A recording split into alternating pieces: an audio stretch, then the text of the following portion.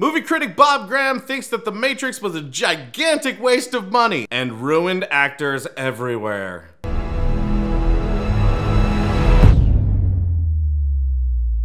If it's your first time here, make sure you hit that subscribe button and the little notification bell right next to it. Now let's see what this stupid critic had to say. The Keanu Reeves cyberspace opera The Matrix is a wonderful movie to chew up and spit out. What?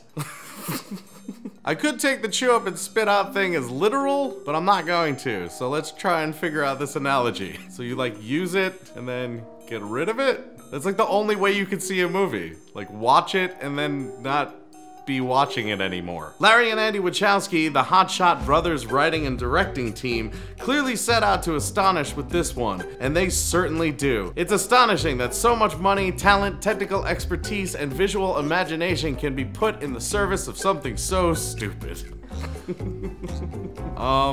The pyramids? A lot of money and talent was put into the pyramids and they're just fucking there. They're beautiful and amazing, but they're pretty much just fucking there. I mean, was it just for art? Because one could argue that The Matrix is a movie and movies are art. So, you know, off. Folly on such a monumental scale, it's almost exhilarating. Man, you got turns of phrase for days. All your mistakes are giving me life. It's like when the jock who beat you up your whole high school career is just failing at life and you're succeeding. So this is what more than 100 years of cinema history has come to. Special effects with no movie. Then what the f did I watch? I think that's just, yeah, that's just like a special effects pack that you could buy. That's special effects without a movie. And then you take those special effects and you put them into a movie, and there you have a movie. The Matrix is about nothing less than the nature of reality. Heaven help us. The nature of reality and humanity is like every movie. It's most movies. If that's a deterrent from you watching a movie, then wow, stick to books. Oh shit, they do that in books too. Just I guess, stare into a corner. The Wachowskis have discovered that there is a real world behind the apparent one. This may be a tremendous subject in the hands of somebody like Plato, but Plato doesn't make movies and is dead.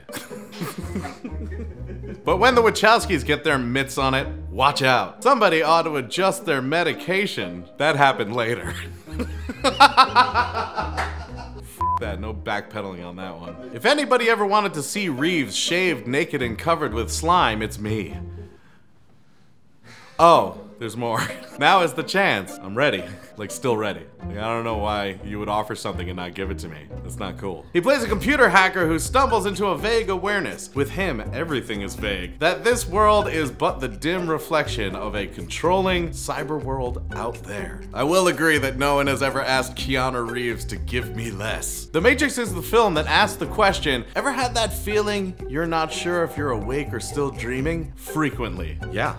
That's the plot. Star Wars was good, but there was way too much about the Force. Stop talking about the Force, Star Wars. It's too much belting and 50 Shades of Grey. You thought I was gonna say sing. Characters have names like Neo, Morpheus, Trinity, and Cypher that take us into the quagmire of allegory, and the unfortunate actors attached to these names have to deliver speeches accordingly. It's like a splinter in your mind driving you mad, someone says. Splinters in your mind will do that. So you agree. Cool.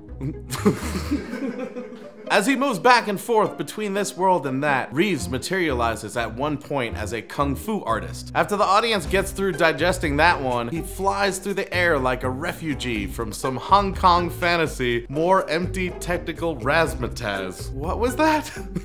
Flies through the air like a refugee from some Hong Kong fantasy. Man, I never really think about any refugee flying through the air. Man, if that's the case, they would have never let this movie into the United States today. Razzmatazz. Maybe the DVD version will have an option to eliminate the dialogue, but in the meantime, we have to put up with oppressing acting here. Why would that be an option? It's possible that they'll have this version where they take out all of the story. Just don't buy it. Not once have I ever been in a store where I've been like, I don't want to buy that, and someone's been like, I'm sorry, you have to buy it. But I don't want it. But you have to. Look, what am I gonna do with a Hello Kitty training bra? We know that Reeves is puzzled about which reality he currently occupies because he squinches up his eyebrows. What's weird is, When you're puzzled, you do too. I mean, everybody does. When you're puzzled, your eyebrows do weird things. It's just what happens. You're not so much insulting his acting as you are calling him accurate, or complimenting the fact that he's been an actor for so long and doesn't have enough Botox pumped into his face that he can actually move his eyebrows. Well done, Keanu. Well done. Laurence Fishburne has the chore as a mysterious cyber world overlord of making absolute nonsense sound like he believes it. He does this by enunciating every syllable. The only way you're gonna make these lines make sense is by speaking it so that people can understand you. In a throwback to the Wachowskis' Bound, Carrie-Anne Moss in Black Leather plays the Gina Gershon ambiguous lesbian character.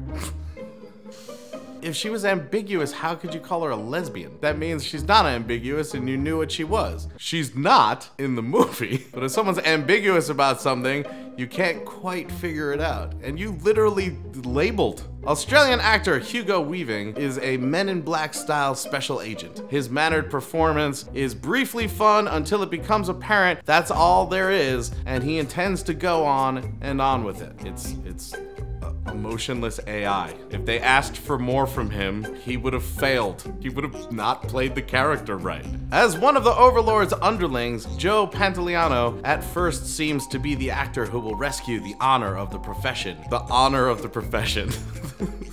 Or how about the fact that, like, most of the time we see someone doing something f***ed up, it's an actor or someone who used to be an actor. So much honor. The fact that Mickey Rourke and Robert Downey Jr. had to make glorious comebacks proves that there's nothing being ruined by anybody. If it's your first time here, make sure you hit that subscribe button and the little notification bell right next to it. If you want to see another video from us, click one of the ones on the screen, and until we see you next time, geek out and game on.